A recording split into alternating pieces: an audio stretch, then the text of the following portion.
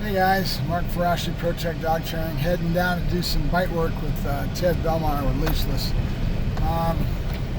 Last few days I've done a lot of posting of vids, real small little clips, and the reason I've been doing that is I'm trying to give you an idea kind of what my day goes like, and I missed the protection. Last night we had a protection class and I didn't video that, and I get kind of the attitude just kind of kicking back and I forget to do the videos, and it's something I do so much of. So we did that last night. We did some bite work. We had John Anthony with Redemption Road Canine came out, and we did some more leg work with Buddy. And Buddy's firing up. He's going to be a serious dog. That dog's going to be real serious.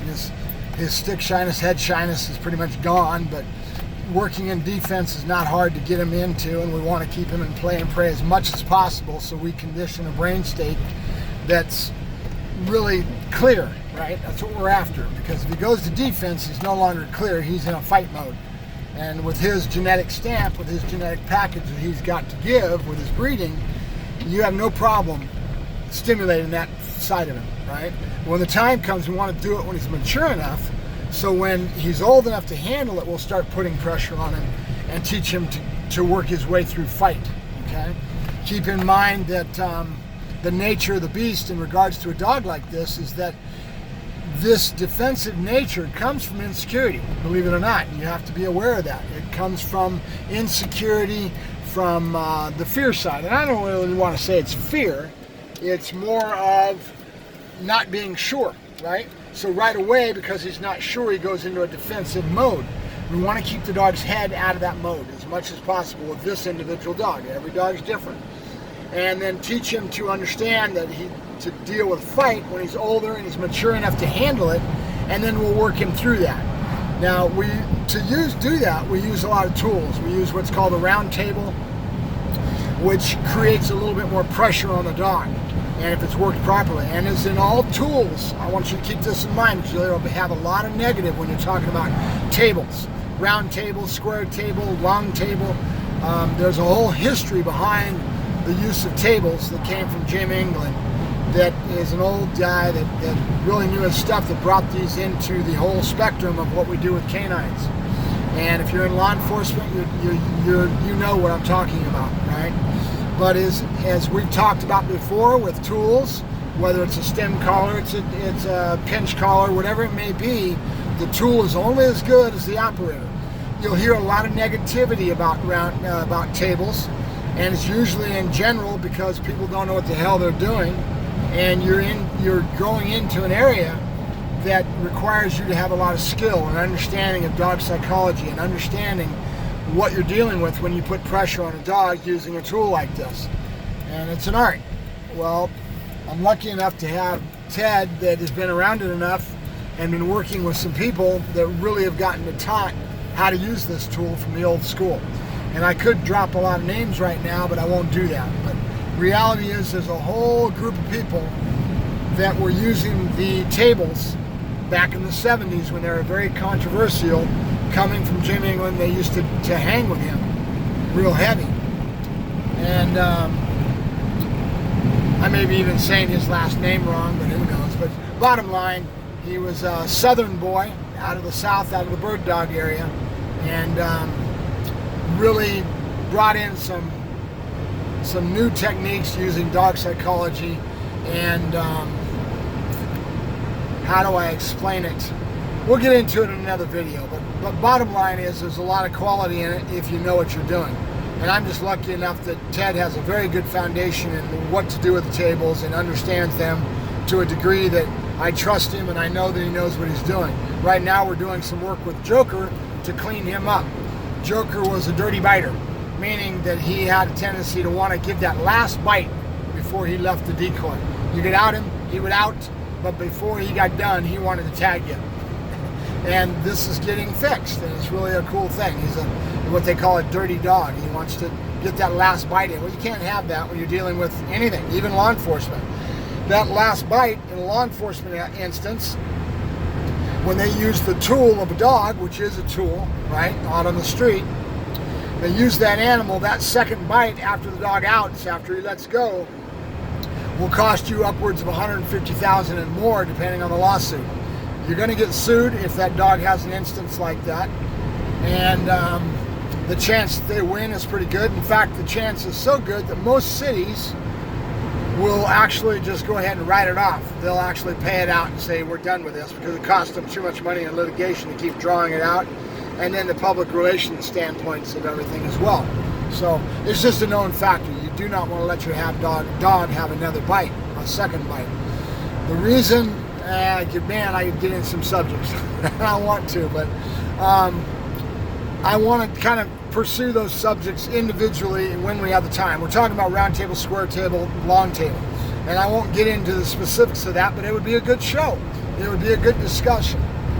I just happen to have a lot of affinity for these tools because I've been around it. I used to work with Cesar Millan and doing a lot of bite work. You never thought that Cesar does that, because when he went on to TV, went into National Geographics, they didn't show you anything with him in the background of bite work. Cesar was one of the best decoys that I ever met. Why? Because he was very good at giving animation to that dog and letting that dog win by falling down on the ground, giving the dog fight with a lot of animation, a lot of emotion with what he gave that dog. That being the case, he's one of the best decoys that I've been around, and it taught me an awful lot to see that. I like to see when a decoy can do that. You don't see it that much because there's so much sport going on. The sport trainers don't give any of that, because you don't do that when you're doing sport. You do it in personal protection. You do it in law enforcement. You do more of a scenario based. So that being the case, we need to give the dog a lot more emotional acting and scenario type stuff that the dog can feed on. So it's a pretty cool thing. So we're on our way right now to Ted's place. I've been posting a lot of videos for my morning. I showed you my walk with Luna, the little puppy, and going out to get her started, getting her kicked off in the training program today. We did a lot of environmental, and all I'm doing is I'm just taking the dog out and I'm getting a feel for the animal. Where's her head at, maturity, her age, what's she giving you based on this, and I'm getting a feel for the animal so that I can get myself situated with what I'm going to do with her as far as her development, right?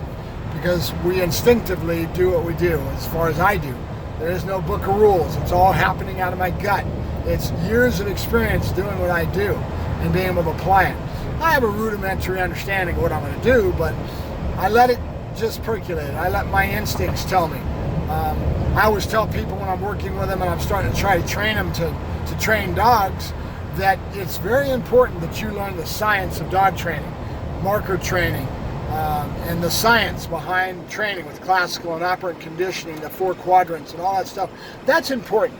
But when I teach somebody, I want them to read it, to learn it, to understand it to a certain sense. When they go out and they work their dog, I want them to learn to use what I call the gut feeling, their instincts, and rely on the fact that all that learning and that knowledge is back there, but don't think in a math equation of 2 and 2 adds up to 4. Let your instincts tell you what to do, and rely on your instincts and feeling, right?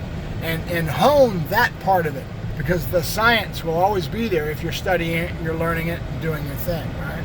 So the last thing we're doing right now is we're taking a drive. It's now 6:16 at night. We've been up since 6:30 this morning, and we've cleaned kennels in the morning. We've scooped a lot of shit. We've watered the dogs. It's hot here right now. We're up in the high desert, so we've done a lot of going outside, spraying down the dogs, staying on top of the kennels, keeping everybody cooled down, so we got to deal with the heat. And obviously it's animal husbandry. Keeping the dogs healthy and understanding health is very important in our trade, right? It's part and parcel. So just because you see all these films with dog trainers, you never see them scooping shit. You don't see them doing the hard work of bathing dogs and medicating dogs and having a very good sense of animal husbandry. That's a big part of it. And then the end of my day, as I go through my day, I've been up and down and relaxing in between, sure. But I juggle it all in, and now I'm on my way to Ted's place, and I'll bite work tonight with Ted, and I'm taking Luna with me. I'll get her out there and keep her going. He's got a nice little table that I will work with, and I'll get her doing the same thing we started with this morning. I'll kind of end it where we started, because we're trying to give her a repetition of pattern and routine that we're building on, right? So That'll probably end at about 11:30, and I'll drive home, and I'll probably get home about 12:30, 12:45, and I'll lay my body down. It's a long day for me, and I do this 6-7 days a week, okay? And I do it 365 days a year. And it's not work, it's love. And the love of it is what gives me the ability to keep doing it. If you get into it and you're working and you're getting paid $1 and you consider it work because it's, oh, I'm shoveling shit, I'm doing this, I'm doing that, and you have a negative attitude, you're not going to do very well. You got to love it to the point where you let passion carry you through. And those that I have around me, that I'm in and around as far as other trainers, that's what carries us, our passion. We all have something in common. We love doing what we're doing. And those that become good at what they're doing are there, and they become good because of their passion. Right? The passion will carry you. The passion will carry you. It sure as hell ain't money. I'm a starving artist. I don't make that much.